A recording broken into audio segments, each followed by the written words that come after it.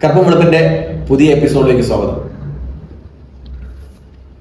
നന്ദി പാകിസ്ഥാൻ ഹാഫ് എന്നാണ് ഇന്നത്തെ നമ്മൾ തംബ്നെയിലും ഹെഡിങ്ങും കൊടുത്തത്.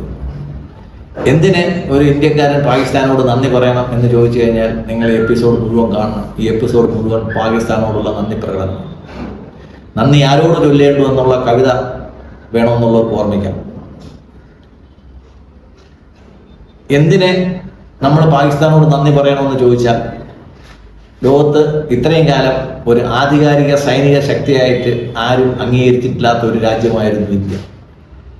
എന്നാൽ പെട്ടെന്ന് ഓപ്പറേഷൻ സിന്ദൂറിന് ശേഷം ഇന്ത്യയുടെ സ്ഥാനം ലോക മിലിറ്ററി ചീഫ് എന്നുള്ള സ്ഥാനത്തോട്ട് നമ്മളെത്തി. 2 പതിറ്റാണ്ടുകളായി അമേരിക്ക ഏർപ്പെട്ട എല്ലാ യുദ്ധങ്ങളിലും തോറ്റ ചരിത്രമുള്ള ഒരു രാജ്യമാണ് അമേരിക്ക. എന്തിന് 2 വർഷമായിട്ട് ഇസ്രായേലും പാലസ്തീനുമായിട്ടുള്ള യുദ്ധത്തിൽ ഒരു സക്സസ് പോയിന്റിലോട്ട് എത്താൻ ഇന്ന് വരെ അമേരിക്കയ്ക്ക് കഴിഞ്ഞിട്ടില്ല. ഉക്രൈനുമായിട്ട് കാലങ്ങളായിട്ട് യുദ്ധം ചെയ്യുന്ന റഷ്യയ്ക്കും ഇതുവരെ അവരെ മിലിറ്ററി ഓപ്പറേഷൻ ചീഫിൽ നിന്നും രക്ഷിക്കണേ എന്നുള്ള ഒരു വിളി കിട്ടിയിട്ടില്ല. സ്വന്തം പ്രദേശമായ തായ്വാനുമായിട്ട് 50-ലേറെ വർഷമായിട്ട് യുദ്ധം ചെയ്യുന്ന ചൈനയ്ക്കും അവരുടെ മിലിറ്ററി ചീഫിൽ നിന്ന് ഒരു വിളി കിട്ടിയിട്ടില്ല. എന്നാൽ 48 മണിക്കൂർ കൊണ്ട് പാകിസ്ഥാന്റെ മിലിറ്ററി ചീഫിൽ നിന്ന് രക്ഷിക്കണേ എന്നുള്ള ഒരു വിളി, ഞങ്ങൾ യുദ്ധം നിർത്താൻ പോവുകയാണേ എന്നൊരു വിളി നമുക്ക് കിട്ടി. അത് ഇന്ത്യയെ മിലിറ്ററിയുടെ ഭാഗത്ത് ലോകത്തിന്റെ നെറുകയിൽ നമ്മളെ എത്തിച്ചു. അതിന് നമുക്ക് പാകിസ്ഥാനോട് നന്ദി പറയാതിരിക്കാൻ സാധിക്കുമോ? ആണവ പരീക്ഷണങ്ങൾക്ക് ശേഷമുള്ള കടുത്ത നിയന്ത്രണങ്ങൾക്ക് ശേഷവും അവയ്ക്കിടയിലും 71 തൊട്ടുള്ള ആണവ പരീക്ഷണങ്ങൾക്കിടയിൽ നമ്മൾ ഒരുപാട് നിരോധനങ്ങൾ മറ്റു രാജ്യങ്ങളിൽ നിന്നും നമ്മൾ ഏൽക്കേണ്ടി വന്നു, പ്രത്യേകിച്ച് അമേരിക്ക പോലുള്ള രാജ്യങ്ങൾ. എന്നിട്ടും നമ്മളുടെ വളരെ പരിമിതമായിട്ടുള്ള റിസോഴ്സ് ഉപയോഗിച്ച് നമ്മൾ മേക്ക് ഇൻ ഇന്ത്യയിലൂടെ ഉണ്ടാക്കിയെടുത്ത, ഡെവലപ്പ് ചെയ്തെടുത്ത ഒത്തിരി ആയുധങ്ങളുണ്ട്. ഈ യുദ്ധ ഉപകരണങ്ങളൊക്കെ നമ്മൾ ഉപയോഗിക്കുമ്പോൾ നമ്മൾ തന്നെ നമ്മുടെ ഒരു ടെസ്റ്റ് റേഞ്ചിൽ പരീക്ഷിച്ച് നമ്മൾ വിജയിക്കുമെന്ന് നമ്മൾ മാർക്കിടുകയാണ്. നമ്മൾ തന്നെ ചോദ്യം ഉണ്ടാക്കി, നമ്മൾ തന്നെ പരീക്ഷ നടത്തി, നമ്മൾ തന്നെ പരീക്ഷ എഴുതി, നമ്മൾ തന്നെ മാർക്കിടുന്ന ഒരു സംവിധാനമാണ്. അപ്പൊ അതിന് ലോകത്തിന് മുമ്പിൽ ഉള്ള വിശ്വാസ്യത ഇച്ചിരി കുറവാണ്. എന്നാൽ നമ്മുടെ ആയുധങ്ങളെല്ലാം വളരെ വിജയകരമായി ടെസ്റ്റ് ചെയ്യാൻ ആ നെഞ്ച് നമുക്ക് മുമ്പിൽ വിരിച്ചു നിന്ന ആ പാകിസ്ഥാനോട് നമ്മൾ നന്ദി പറയാതെ എങ്ങനെ മുമ്പോട്ട് പോകാനാകും? നമ്മുടെ ആയുധങ്ങളെല്ലാം വളരെ ലൈവായിട്ടും വളരെ സക്സസ്ഫുള്ളായിട്ടും ടെസ്റ്റ് ചെയ്യാനും അത് ലോകത്തുള്ള എല്ലാ രാജ്യങ്ങളെയും നമുക്ക് ബോധ്യപ്പെടുത്താനും സാധിച്ചതിന് നമുക്ക് പാകിസ്ഥാന് നന്ദി പറയാതിരിക്കാൻ സാധിക്കുമോ? മെയ് 10-ാം തീയതി കഴിഞ്ഞപ്പോഴത്തേക്ക് 12-ാം തീയതി ആയപ്പോഴത്തേക്ക് 20ഓളം രാജ്യങ്ങളാണ് ഇന്ത്യയുടെ ബ്രഹ്മോസ് മിസൈലിന് മാത്രം ക്യൂ നിൽക്കുന്നത്. ആൾറെഡി ഫിലിപ്പീൻസ് പോലുള്ള രാജ്യങ്ങൾ, ചൈനയുടെ ബോർഡറിലുള്ള ഒത്തിരി രാജ്യങ്ങൾ നമ്മളെ ബ്രഹ്മോസ് ചോദിച്ചു കഴിഞ്ഞു. കാര്യം ചൈന പോലുള്ള ഒരു വലിയ രാജ്യത്തിന്റെ എല്ലാ അറ്റത്തും എത്തണമെങ്കിൽ ശക്തിയുള്ള ഒരേ ഒരു മിസൈൽ എന്ന് പറയുന്നത് ബ്രഹ്മോസാണ്. ആ നമ്മുടെ ബ്രഹ്മോസിനും നമ്മുടെ സൈന്യത്തിന്റെ എല്ലാ ഉപകരണങ്ങൾക്കും ലോകത്തിന് മുമ്പിൽ അംഗീകാരം വാങ്ങിത്തന്ന ഒരു മിലിറ്ററി എൻഗേജ്മെന്റ് ആയിരുന്നു ഇപ്പോൾ കഴിഞ്ഞത്. അതിന് നമുക്ക് പാകിസ്ഥാനോട് നന്ദി പറഞ്ഞേ പറ്റൂ. അമേരിക്കയും റഷ്യയും വെച്ചിട്ട് നമ്മൾ ബൈപോളാർ വേൾഡ് എന്ന് പറയുമ്പോൾ അതിനൊരു ആധികാരികത പലപ്പോഴും ഉണ്ടായിരുന്നില്ല. എന്നാൽ ഈ യുദ്ധം അല്ലെങ്കിൽ ഈ ഓപ്പറേഷൻ സിന്ദൂർ ലോകത്തിൻ്റെ ബൈപോളാർ രീതിയെ തന്നെ വ്യത്യസ്തമായി ഡിഫൈൻ ചെയ്യുകയുണ്ടായി. അതായത് ഇന്ത്യക്കൊപ്പം ലോകത്തെ എല്ലാ രാജ്യങ്ങളും ശത്രുപക്ഷത്ത് പാകിസ്ഥാനോടൊപ്പം ഉള്ളത് ആകെ ഒരു ചൈനയും ഒരു തുർക്കിയും ഒരു താജിക്കിസ്ഥാനും മാത്രമാണ്. 4ാമത് ഒരു രാഷ്ട്രത്തെ അവർക്ക് ചൂണ്ടിക്കാണിക്കാൻ പോലും ഇല്ലായിരുന്നു. അവരെപ്പോഴും പിച്ചയെടുത്ത് ജീവിച്ചിരുന്ന സൗദി പോലും ഈ യുദ്ധത്തിൽ ഒരു മന്ത്രിയെ അങ്ങോട്ട് അയച്ചു എന്നുള്ളതല്ലാതെ അത് എന്തിനയച്ചു എന്നുള്ളത് ഏതാണെന്നുള്ള കാര്യങ്ങളൊക്കെ വരും കാലങ്ങളിൽ ചർച്ച ചെയ്യാനിരിക്കുന്നതേ ഉള്ളൂ. അപ്പോൾ ലോകത്തെ ഒരു ബൈപോളാർ ഡിവിഷനിൽ കൊണ്ടുവരികയും അതിൻ്റെ നെറുകയിൽ ഇന്ത്യ നിർത്തുകയും ചെയ്തതിന് നമുക്ക് പാകിസ്ഥാനോട് ഡിപ്ലോമാറ്റിക്കായിട്ട് നന്ദി പറഞ്ഞേ പറ്റുള്ളൂ. യുദ്ധമാണ്, ഒരു സമരമാണ് ഓരോ സൈനികന്റെയും ഓരോ ദിവസത്തെ സ്വപ്നം അവൻ ഉണരുമ്പോഴത്തേക്കും ഉറങ്ങുമ്പോഴത്തേക്കും അവൻ്റെ ജോലി ചെയ്യുമ്പോഴും എപ്പോഴും ശത്രുവിൻ്റെ നീക്കങ്ങൾ ആൻറ്റിസിപ്പേറ്റ് ചെയ്ത് അതിനെങ്ങനെയൊക്കെ മറുപടി കൊടുക്കണമെന്ന് ആലോചിക്കുന്നതാണ് മിലിറ്ററിയുടെ ജോലി. ആ ഒരു യുദ്ധവും ആ യുദ്ധത്തിൽ സ്വന്തം ജീവൻ ബലി കൊടുത്തിട്ടാണെങ്കിൽ പോലും വിജയവും നേടുക എന്നുള്ളതാണ് ഓരോ സൈനികന്റെയും ജീവിത ലക്ഷ്യം. അങ്ങനെ ഒരു യുദ്ധം അല്ലെങ്കിൽ ഒരു എൻഗേജ്മെന്റ് ഈ സമയത്ത് ഉണ്ടാക്കി തന്നതിന് ഓരോ പട്ടാളക്കാരനും അവൻ്റെ കഴിവ് ഏറ്റവും വ്യക്തമായിട്ട് പ്രദർശിപ്പിക്കാൻ കഴിഞ്ഞതിന് ഓരോ പട്ടാളക്കാരനും പാകിസ്ഥാനോട് നന്ദിയുള്ളവനായിരിക്കും. ഇന്ത്യയുടെ തന്നെ 3 സേനാ വിഭാഗങ്ങൾ, അർദ്ധ സൈനിക വിഭാഗങ്ങളായ Indo Tibetan border police, CRPF, BSF തുടങ്ങിയ എല്ലാ വിഭാഗങ്ങളുടെയും ഒരു ഏകോപനവും അത് സക്സസ്ഫുള്ളായിട്ട് അത് മറ്റൊരു രാജ്യത്തിനെതിരെ നമുക്ക് ഇവരെല്ലാം വളരെ സക്സസ്ഫുള്ളായിട്ട് നമുക്ക് ഒരുക്കി നിർത്താൻ കഴിയുന്നതാണ്. അവരെയൊക്കെ ഒരു മാലയിൽ കോർത്തതുപോലെ കൊണ്ടുവരാൻ പറ്റുന്നതാണ് ഒരു മിലിറ്ററി ഓപ്പറേഷൻ്റെ അല്ലെങ്കിൽ ഒരു രാജ്യത്തിൻ്റെ പ്രതിരോധ സേനയുടെ കഴിവ്. അത് ലോകത്തിന് മുമ്പിൽ ഏറ്റവും ഭംഗിയായിട്ട് ഡെമോൺസ്ട്രേറ്റ് ചെയ്യാൻ നമ്മളെ സഹായിച്ചതിന് പാകിസ്ഥാനോട് നമുക്ക് നന്ദി പറഞ്ഞേ പറ്റും. ലോകത്തിൻ്റെ വ്യോമ യുദ്ധ മേഖലയിൽ അത് വിമാനങ്ങളാവട്ടെ, വ്യോമ പ്രതിരോധ സംവിധാനങ്ങളാവട്ടെ, മിസൈലുകളാവട്ടെ, ഡ്രോണുകളാവട്ടെ, മറ്റനവധി യുദ്ധ ഉപകരണങ്ങളാവട്ടെ, നമ്മൾ വളരെയധികം അധ്വാനിച്ച്, വളരെയധികം പ്രയത്നിച്ച്, വളരെയധികം സാമ്പത്തികം നമുക്ക് ചിലവാക്കി നമ്മൾ വികസിപ്പിച്ചെടുത്ത ഉപകരണങ്ങളാണ് കഴിഞ്ഞ 50 വർഷമായിട്ട്. ഈ ഉപകരണങ്ങളൊക്കെ മെയ് 12 ആകുമ്പോഴത്തേക്ക് നമ്മൾ സക്സസ്ഫുള്ളായിട്ട് ഡെമോൺസ്ട്രേറ്റ് ചെയ്തത് കൊണ്ട് ലോകത്തെ 20ഓളം രാജ്യങ്ങൾ ഇന്ത്യയുടെ ബ്രഹ്മോസിന് വേണ്ടി മാത്രം കാത്തു നിൽക്കുകയാണ്. അടുത്ത ഒരു പതിറ്റാണ്ട് കഴിയുമ്പോൾ അല്ലെങ്കിൽ ഇന്ത്യ ഒരു വികസിത രാഷ്ട്രമായി പ്രഖ്യാപിക്കപ്പെടുമ്പോൾ പാകിസ്ഥാൻ എന്ന് പറയുന്ന രാജ്യത്തിന്റെ മൊത്തം GDP-ക്കാരും കൂടുതലായിരിക്കും ഇന്ത്യയുടെ ആയുധ വിപണന മേഖല. അത്രയും ഇന്ത്യയെ സമ്പന്നമാക്കാൻ പാകിസ്ഥാൻ വഹിച്ച പങ്ക് ചെറുതല്ല. അതിന് നമുക്ക് അവരോട് നന്ദി പറഞ്ഞേ പറ്റൂ. പിന്നെ നമ്മൾ നന്ദി പറയേണ്ടത് പാകിസ്ഥാനിലെ 2 ഷണ്ടന്മാരോടാണ്. അവിടുത്തെ പ്രധാനമന്ത്രിയും പ്രതിരോധ മന്ത്രിയും ഇന്ന് വരെ മിലിറ്ററി ചീഫും ഇന്ന് വരെ അവരൊന്നും പറഞ്ഞിട്ടില്ല. പൊതുജനങ്ങളോടും അവർക്കൊന്നും പറയാനുമില്ല, ലോകത്തോടും അവർക്കൊന്നും പറയാനില്ല. ഇന്നലെ ഞാൻ എൻ്റെ ഒരു സുഹൃത്തിൽ നിന്ന് കടമെടുത്ത വാക്ക് ഉപയോഗിക്കുകയാണെങ്കിൽ, കുറേ മദ്രസ പൊട്ടന്മാരെ അണിനിരത്തി പാകിസ്ഥാനിലെ ഷഹീദ് അഫ്രീദി എന്ന് പറയുന്ന മുൻ ക്രിക്കറ്റ് താരം ഒരു വിജയ ഘോഷയാത്ര നടത്തുന്നത് കണ്ടു. എങ്ങനെ ചിരിക്കാതിരിക്കും? ഏത് കോമഡി പടം കാണുന്നതിനേക്കാളും കൂടുതൽ നമുക്ക് ചിരിക്കാൻ പറ്റി അവരുടെ വിജയ ഘോഷയാത്ര കണ്ടപ്പോഴത്തേക്ക്. അവിടെയുള്ള മദ്രസ പൊട്ടന്മാരെയൊക്കെ ഇവർ പറഞ്ഞ് വിശ്വസിപ്പിച്ചിരിക്കുന്നത് ഞങ്ങൾ ഇന്ത്യ അടിച്ചു, ഇന്ത്യ നശിപ്പിച്ചു, ഇന്ത്യയുടെ എല്ലാ സംവിധാനങ്ങളും ഞങ്ങൾ നശിപ്പിച്ചു, ഞങ്ങൾക്കൊന്നും സംഭവിച്ചില്ല എന്നാണ്. എന്നാൽ അവിടുത്തെ മിലിറ്ററി ചീഫ് അവിടെ മിലിറ്ററി ഓപ്പറേഷൻ ചീഫ് ഇന്ത്യയെ വിളിച്ച കാര്യം ഇവരാരും ഒരിക്കലും അവരുടെ അടുത്ത് പറയത്തില്ല. ഇന്ത്യയെ പറ്റിയുള്ള കെട്ടുകഥകളും നുണക്കഥകളും പറഞ്ഞ് അവിടുത്തെ ജനങ്ങളെ പറ്റിച്ച് അവിടെ എന്തെങ്കിലും ആഭ്യന്തര പ്രശ്നങ്ങൾ ഉണ്ടാകുമ്പോഴത്തേക്ക് ഇന്ത്യക്കെതിരെ ഓരോ ഓപ്പറേഷനും കൊണ്ടുവരിക എന്നുള്ളതാണ് പാകിസ്ഥാന്റെ പാരമ്പര്യമായിട്ടുള്ള ഒരു രീതി. ആ രീതി ഈ 2025 പരീക്ഷിച്ച് വിജയിക്കാൻ പറ്റിയെന്നുള്ളത് വളരെ അതിശയകരമായിട്ട് നമുക്ക് തോന്നും. എന്നാലും ഈ ഒരു ഏറ്റവും ചിരി ഉണർത്തുന്ന ഒരു കാഴ്ച ഇന്ത്യക്കാർക്ക് മുന്നിൽ വെച്ചതിന് ഷഹീദ് അഫ്രീദിയോട് നമുക്ക് നന്ദി പറയാതിരിക്കാൻ പറ്റത്തില്ല. പിന്നെ നമുക്ക് പാകിസ്ഥാനോട് നന്ദി പറയേണ്ടത് ലോകത്തിലെ കോട്ടിട്ട ഭീകരവാദി എന്നറിയപ്പെട്ടിരുന്ന തുർക്കിയുടെ യഥാർത്ഥ നിറം ലോകരാഷ്ട്രങ്ങൾക്ക് മുമ്പിൽ കൊണ്ടുവന്നതിനാണ്.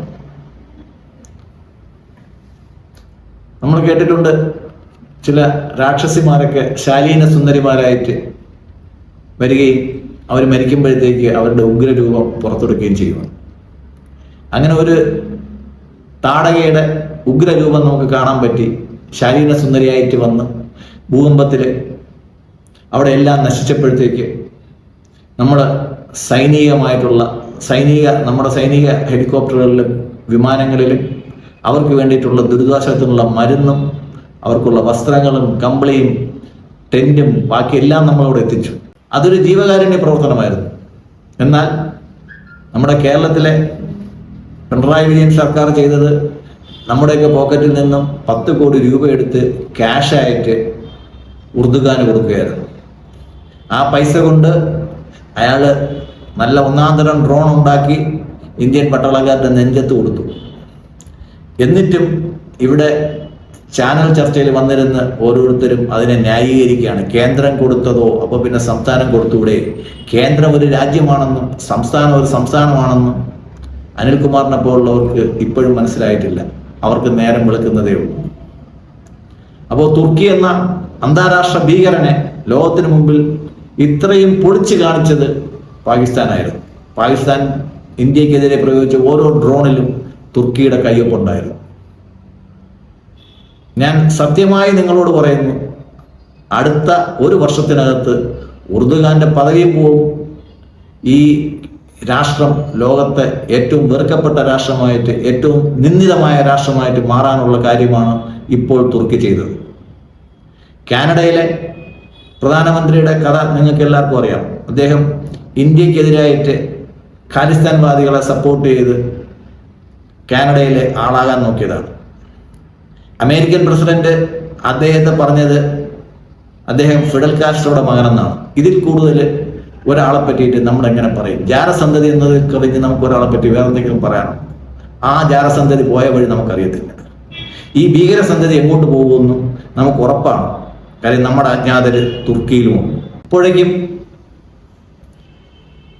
എൻ്റെ പുറകിൽ കാണുന്ന NTRO എന്ന 4 അക്ഷരങ്ങൾ നിങ്ങളെല്ലാവരും ശ്രദ്ധിച്ചിരിക്കുമെന്നാണ് എനിക്ക് മനസ്സിലാവുന്നത്. അതെന്താണെന്ന് അറിയാനുള്ള ആകാംക്ഷയും നമ്മളിൽ ഓരോരുത്തരിലും ഉണ്ടാവും. എല്ലാ യുദ്ധങ്ങളിലും ജയിക്കുന്നവരുണ്ടാവും, ധീരന്മാരുണ്ടാവും. പക്ഷേ എല്ല് മുറിയെ പണിയെടുത്തിട്ടും ജീവൻ ത്യജിച്ചിട്ടും അവരുടെ പേര് ഒരിക്കൽ പോലും മെൻഷൻ ചെയ്യാത്ത, മിലിറ്ററി ഭാഷയിൽ മെൻഷൻ ഓൺ ഡിസ്പാച്ചസ് എന്ന് പറയും, ഒരിക്കലും മെൻഷൻ ചെയ്യാത്ത ഒരുപാട് പ്രധാനപ്പെട്ട വ്യക്തികളുണ്ടാവും. അവരൊരിക്കലും മുന്നിൽ നിന്ന് വന്ന് പറയത്തില്ല ഞാനാണ് ഇതിൻ്റെ ആളെന്ന്. എട്ടുകാലി മമ്മൂഞ്ഞുമാർ പറയും പോലല്ല, അവർക്ക് യഥാർത്ഥത്തിൽ അവരാണ് അതിൻ്റെ ആൾക്കാരാണെങ്കിലും അവരൊരിക്കലും അത് ക്ലെയിം ചെയ്യാറില്ല. അങ്ങനെ ഒരു സംഘടനയ്ക്ക് വേണ്ടിയിട്ട് ഞാൻ ഈ എപ്പിസോഡ് സമർപ്പിക്കുകയാണ്. നിങ്ങൾ കാണുന്ന NTROയുടെ full form national technological research organisation എന്നാണ്. നമ്മൾ ഇന്ന് നേടിയ വിജയത്തിൽ നമ്മൾ ആരും ഒരു മീഡിയയിലും വരാത്തൊരു പേരാണ് NTRO എന്നുള്ള പേര്. ഇത് എന്താണെന്നുള്ളതിനെ പറ്റി നമുക്ക് ഡീറ്റെയിൽ ആയിട്ട് അടുത്ത ഒരു എപ്പിസോഡിൽ നമ്മൾ പറയുന്നു. എന്നാലും NTROയുടെ പേര് മെൻഷൻ ചെയ്യാതെ ഈ എപ്പിസോഡിലോട്ട് നമുക്ക് മുമ്പോട്ട് പോകാൻ പറ്റത്തില്ല. ഇന്ത്യ ഇത്തവണ ജയിച്ചപ്പോഴത്തേക്ക് വ്യോമ മേഖലയിലാണ് നമ്മൾ ജയിച്ചതെങ്കിലും അതിൽ സൈബർ ഏരിയ വളരെ പർട്ടിക്കുലറായിരുന്നു. ഇന്ത്യക്കെതിരായിട്ട് 15 ലക്ഷത്തോളം സൈബർ ആക്രമണങ്ങളാണ് പാകിസ്ഥാൻ ശ്രമിച്ചത്. അതിൽ 150 താഴെ മാത്രമേ അവർക്ക് വിജയം കാണാൻ സാധിച്ചുള്ളൂ. 15 ലക്ഷത്തിൽ 150 എന്ന് പറയുന്ന ഒരു വലിയ ഫിഗർ അല്ല. എന്നാൽ പോലും ഇത്രയും സൈബർ ആക്രമണം ഉണ്ടായിട്ട് അത് പ്രതിരോധിക്കാനും ഡിജിറ്റൽ ഇന്റലിജൻസ് ഓരോടത്തും എടുക്കാനും പ്രധാനമന്ത്രി, ഞാൻ നിങ്ങൾ ഓർമ്മിപ്പിക്കുന്നത്, പ്രധാനമന്ത്രി ഈ പഹൽഗാം ആക്രമണത്തിന് ശേഷം രാജ്യത്തെ ബീഹാറിലെ ജനതയെ അഭിസംബോധന ചെയ്തപ്പോൾ ഉപയോഗിച്ച വാക്കാണ്, ഞങ്ങൾ ഓരോ ഭീകരന്റെയും വീട് കണ്ടുപിടിക്കും, അവിടെ ഞങ്ങൾ എത്തിയിരിക്കും, ഞങ്ങൾ അവിടെ അടി കൊടുത്തിരിക്കും. എന്ത് ധൈര്യത്തിലാണ് ഇന്ത്യൻ പ്രധാനമന്ത്രി ഇങ്ങനെ പറഞ്ഞത്? കാര്യം NTRO എന്ന് പറയുന്ന ഡിജിറ്റൽ ഇന്റലിജൻസ് ഏജൻസിക്ക് ഓരോ ഭീകരനെ അറിയാം, അവൻ താമസിക്കുന്ന വഴി അറിയാം, ഈവൻ അവന്റെ സംബന്ധ വീട് പോലും അറിയാം. ഇതെല്ലാം ഡിജിറ്റലായിട്ട് നമ്മൾ കൃത്യമായിട്ട് അളന്ന് മുറിച്ച് വെച്ചിട്ടുണ്ട്. അടിക്കുക എന്നുള്ളൊരു തീരുമാനത്തിന് മാത്രം അവർ കാത്തിരിക്കുകയായിരുന്നു. ഇപ്പോൾ ഇന്ത്യൻ എയർഫോഴ്സിന് കൃത്യമായ ഒരു ലക്ഷ്യത്തിൽ ഒരു ഡ്രോണോ ഒരു മിസൈലോ കൊടുക്കണമെങ്കിൽ അതിന് കൃത്യമായിട്ടുള്ള ലൊക്കേഷൻ വേണം. എവിടെയാണ്? അവിടെയാണ് പ്രധാനമന്ത്രി ഉപയോഗിച്ച ഒരു വാക്ക്, വി വിൽ ട്രാക്ക്. ആ ട്രാക്കിംഗ് എന്നുള്ള ജോലി ഇന്ത്യയിൽ ഏറ്റവും കൃത്യനിഷ്ഠയോടെ ചെയ്തത് NTRO എന്ന് പറയുന്ന ഇന്ത്യയുടെ ഇന്റലിജൻസ് ഏജൻസിയാണ്. ഓരോ ഭീകരനെ അവർ ട്രാക്ക് ചെയ്തു, അവന്റെ വഴികൾ ട്രാക്ക് ചെയ്തു, അവന്റെ വീടുകൾ ട്രാക്ക് ചെയ്തു, അവന്റെ ആയുധങ്ങൾ ട്രാക്ക് ചെയ്തു, അവന്റെ ബന്ധങ്ങൾ ട്രാക്ക് ചെയ്തു. ഈ ഡിജിറ്റൽ ഇന്റലിജൻസിന്റെ ധൈര്യത്തിലാണ് പ്രധാനമന്ത്രി പറഞ്ഞത്, നമ്മൾ ഓരോ ഭീകരന്റെയും വീട് കണ്ടെത്തും, നമ്മൾ അവിടെ ചെല്ലും, അവിടെ ചെന്നടി കൊടുക്കും, വഴിയിൽ വെച്ചല്ല വീട്ടിൽ ചെന്നടി കൊടുക്കുന്നു.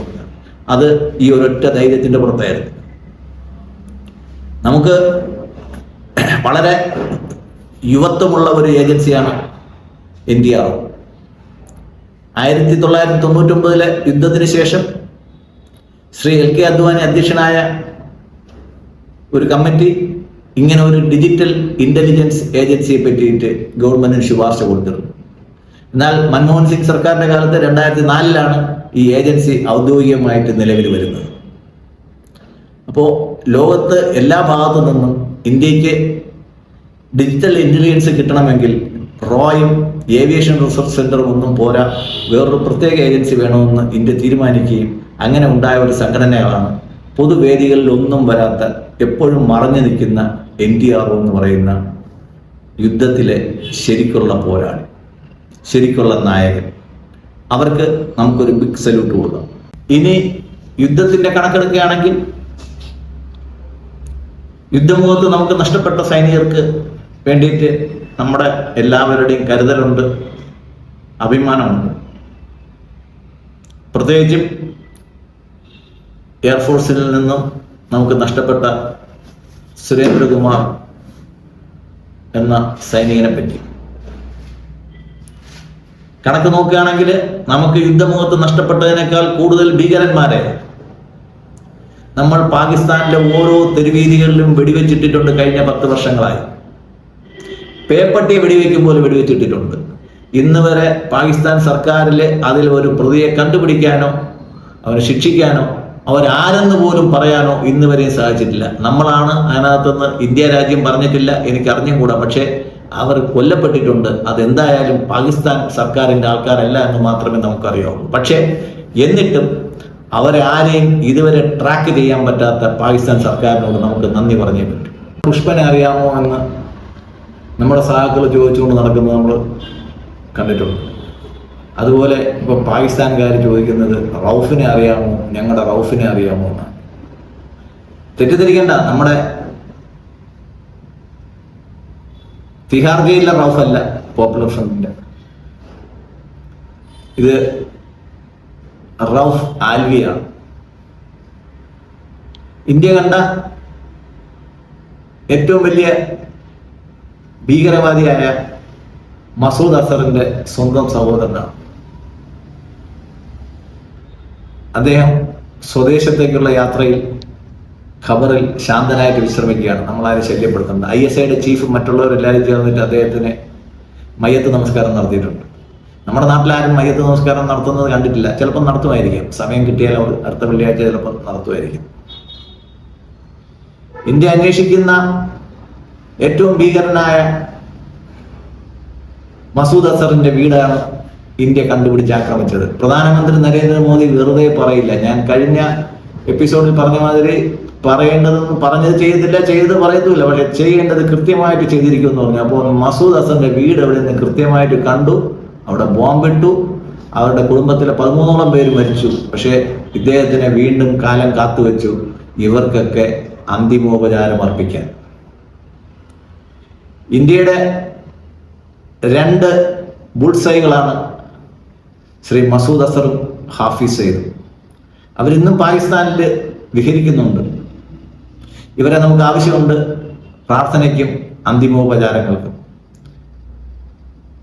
മഹാഭാരത യുദ്ധം മുഴുവൻ കാണാൻ വേണ്ടി ഭീഷ്മർ ശരശയ്യയിൽ കിടന്നതുപോലെ ഇവർ രണ്ടുപേരും പാകിസ്ഥാനിന്റെ അന്ത്യം വരെ ശരശയ്യയിൽ ഉണ്ടാവും. അവർക്കിതെല്ലാം കണ്ട്, ഈ യുദ്ധമൊക്കെ കണ്ടതിന് ശേഷം വേണം അവർക്ക് അവരുടെ സൃഷ്ടാവിൻ്റെ അടുത്തേക്ക് പോകും. ഈ 2 ഭീകരന്മാരെ പാകിസ്ഥാൻ വളർത്തുന്നത് ഇന്ത്യയെ തോൽപ്പിക്കാം എന്ന് പറയുന്ന അതിമോഹവുമായിട്ടാണ്. അത് അതിമോഹമായി തന്നെ അവശേഷിക്കട്ടെ. യുദ്ധത്തിലെ യഥാർത്ഥ ഹീറോയുടെ പേര് നമ്മൾ പറഞ്ഞു കഴിഞ്ഞു, NTR ആണ്. ആരും പറയാത്തത് ആദ്യം പറയുക എന്നതാണ് കറുപ്പും വെളുപ്പിന്റെ രീതി. പാകിസ്ഥാനിൽ യുദ്ധത്തിന് മുമ്പുണ്ടായ 4 ഭൂചലനങ്ങളെ പറ്റിയും അവയുടെ ആണവായുധ ബന്ധങ്ങളെ പറ്റിയിട്ടും ആദ്യം പൊതുലോകത്തോട് വിളിച്ചു പറഞ്ഞത് കറുപ്പും വെളുപ്പുമായിരുന്നു. അതൊരു സെക്യൂരിറ്റി സംബന്ധമായ കാര്യമായതിനാൽ ഞാൻ അതിനെപ്പറ്റി പറയുന്നില്ല. അത് ഭൂകമ്പങ്ങളും ന്യൂക്ലിയർ പരീക്ഷണങ്ങളും ന്യൂക്ലിയർ എക്സ്പ്ലോഷൻസും ഒക്കെ തമ്മിൽ വളരെ അടുത്ത ബന്ധമുള്ളതുകൊണ്ട് അതും യുദ്ധം പെട്ടെന്ന് തീരുന്നതിന് ഒരു കാരണമായി എന്ന് വേണം കരുതാൻ. ഇപ്പോൾ നമ്മൾ ആരും ഡിസ്കസ് ചെയ്യുന്നില്ല. ചിലപ്പോൾ വരും കാലങ്ങളിൽ ഈ ഭൂചലനങ്ങളെയും പാകിസ്ഥാൻ വെടിനിർത്തൽ ആവശ്യപ്പെട്ടതിനെയും പറ്റിയിട്ട് ചില നറേഷൻസ് വരാൻ സാധ്യതയുണ്ട്.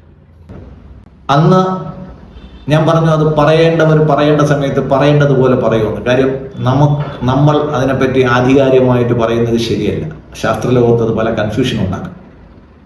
അതിപ്പോൾ മീഡിയയിൽ മുഴുവൻ ചർച്ച ആണവ വികിരണവും ബോറോൺ എന്ന വസ്തുവിനെ പറ്റിയിട്ട് പാകിസ്ഥാന്റെ ആണവ അതിസാഹസതകളെ പറ്റിയിട്ടുമൊക്കെയാണ് നമ്മളിപ്പോൾ കേട്ടുകൊണ്ടിരിക്കുന്നത്.